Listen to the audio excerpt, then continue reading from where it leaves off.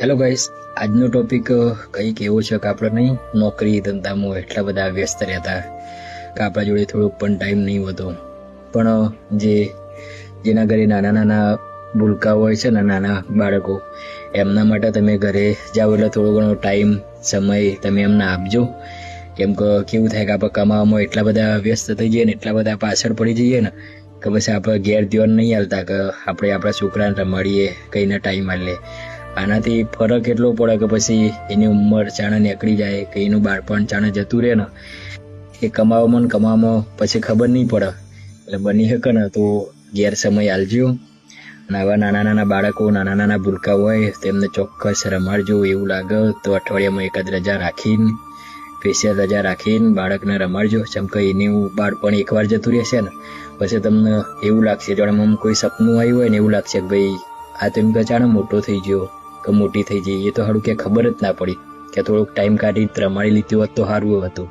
તો ભાઈ હું એટલી જ રિક્વેસ્ટ કરું કે તમારા ઘેર નાની બાળકી હોય કે નાનું ભૂલકો હોય, બાળક હોય, તો એના સમયસર એને રમાડજો, એના સાથે મસ્તી કરજો, એને જેટલો જોઈએ ને એટલો ટાઈમ આલજો. એના ચહેરા સામું જોજો તમે કે તમને હું કહેવા માંગે.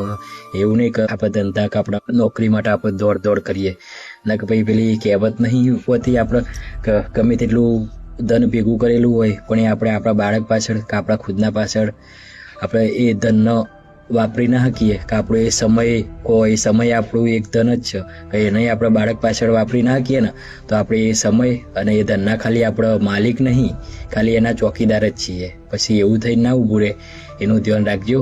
એના માટે એટલું કહેવા માગું છું કે તમે સમય આલજો અને તમારું ધન એ તમારા પાછળ વાપરજો, તમારા બાળક પાછળ વાપરજો. ભેગું કરી લઉં, આ કરી લઉં, પેલું કરી લઉં, એમાં ને એમાં તમે આ બધું ભૂલી ના જતા. તો મિત્રો, બસ આ વિડીયોના માધ્યમથી હું એટલું જ કહેવા માગું છું. અને મિત્રો, વિડીયો ગમ્યો હોય તો કોમેન્ટ જરૂરથી કરજો કે અમારો વિડીયો કેવો લાગ્યો. અને તમારા જોડે પણ કંઈક આવી ટોપિક હોય, તમે પણ કોઈ આવો વિડીયો દ્વારા કોઈ મેસેજ મોકલવા માગતા હોય તો તમે ચોક્કસથી કહેજો. તો હું આવી રીતે વિડીયો બનાવું છું તો એમાં તમારો ટોપિક પણ એમાં અંદર કવર કરી લઈશ. તો મિત્રો ચાલો, આ વિડીયો આટલા સુધી જ છે. જય માતાજી.